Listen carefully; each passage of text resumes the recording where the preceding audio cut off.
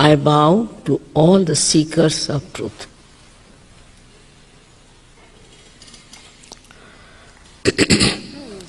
First of all, we have to know what is the truth. People are seeking all over, but they don't know what they are seeking and what should they get after they are seeking.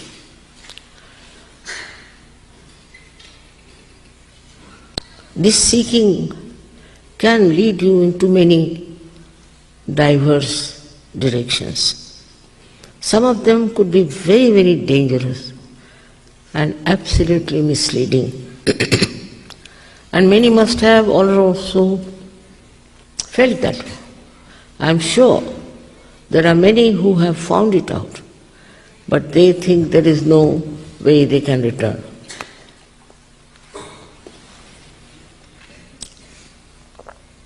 The seeking is very simple to understand, that you want to know yourself. All the time we say, I want this, I like this, I that. But who is this I? What is it? Who is this one myself? What am I? Do I know anything about myself? It's very superficial knowledge we have about ourselves. Everybody has said, all the religions have said, you should know yourself. There's no difference on this point. Actually, in all religions, if you go in the essence, there's no difference. According to time, it was a little bit stressed on one point and sometimes on another point. But the fundamental thing is that you have to know yourself. How do you know yourself is the point. People will say, do this, give up everything, give up your family, give up everything, wear this kind of dress, cut your hair or shave your hair and all that nonsense. It's so outward.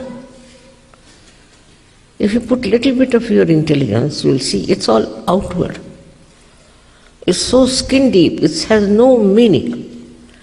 So what has to happen? We talk of a last breakthrough of the evolution. How do you achieve it?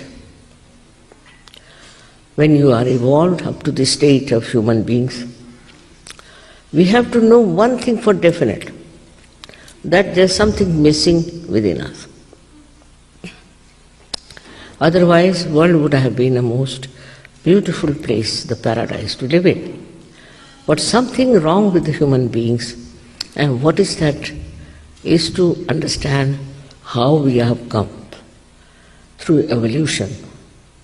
And as human beings, there are so many things of the animal stage lingering within us. The way we talk, the way we try to appraise others, the way we talk to sort of dominate others, the way we want to snatch everything, the way we are only worried about our food, this, that, all this is not really noble human beings' sides. These are all lingering from that animal instinct. All right, we have to accept, because we are human beings, so they are to be there. The thing so much frightening. But also we have one more thing, that we think. And we think and think and think and think, no end of ourselves sometimes. Sometimes we think we should protest for this. Sometimes we feel that we must become very violent. All these things are coming from our human mind. Animals won't be violent for something just for violence sake. They'll be violent, all right, but for their own purpose of killing some animal or something. But here we have groups and groups of people who just enjoy violence. This is another development in the human awareness, I think, that we enjoy destruction of others. But also there is a seeking. This is a sign that people want their evolution. They want to evolve into a better personality. That they want to become something which is complete. Now, how do you achieve it? Now, I must say that we have not achieved our evolution ourselves up to the human level. So, to achieve a higher awareness, there must be some arrangement between us. And that is the arrangement we are not aware of. And that arrangement is that within you is the power, it's your own power to give you this last breakthrough through the awakening of that power. Already you have been told about it. It exists, it is there, and it is the right of every human being to get his self-knowledge, self-realization. Sahaja, Sah means born with you. With you is born the right. And why should we not ask under fundamental rights society that we should have our self-realization, which is your own. It is there already placed within you. You don't have to do anything. Of course you can't pay for it. How much did you pay for your evolution so far? And how can it be different from different people?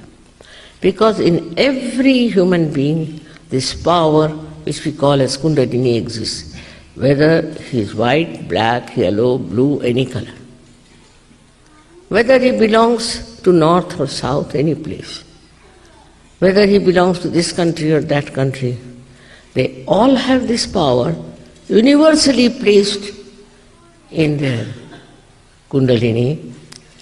Even if I say everybody has a heart, so why should you have differentiation? But this mind, this human mind creates this differentiation and this problem saying that, of course, they are not of our country, they don't belong to a group. And like animals, again, we start getting into groups. Groups of different, denomination. Like some people have their fork and spoon put this way, so they are one group. Some people drink coffee, so they have a group like that. We are very good at forming groups. This is also animal instinct, I think, that we try to form groups of such stupid things. And then we can have wars, because we must fight. We are a group, something great, so we should fight others. All these instincts that are within us are inheritance. They have come to us. They say it is in our genes. Still, can we change the genes? Can we transform our personality into something higher? And for that, I tell you, there is a power within us. All of you have that power within you. And what does it give you? It passes through 6 centers, as told to you. It nourishes it, it integrates it, and ultimately it pierces through the last fontanelle bone area. We can call the actualization of the baptism, and is connected to the all-pervading power of divine love. Again I say love. Divine compassion and divine love. So you get connected to that power which is all-pervading. If you ask a doctor who runs our heart, he'll say, it's the autonomous nervous system. But who is the auto? Who does all these things? Who does all the living works? Look at these flowers, beautiful. Who has made these flowers? It's different flowers. How does this mother earth differentiates and how she gives all these flowers? Do we think about it? We take it for granted. All living work, we take it for granted. But it is done by this divine power. Believe me, there is this divine power around us which protects us, which looks after us, which guides us. And also, above all, it loves us. And it cares for us. It wants that we should all receive the blessings of this all-pervading power.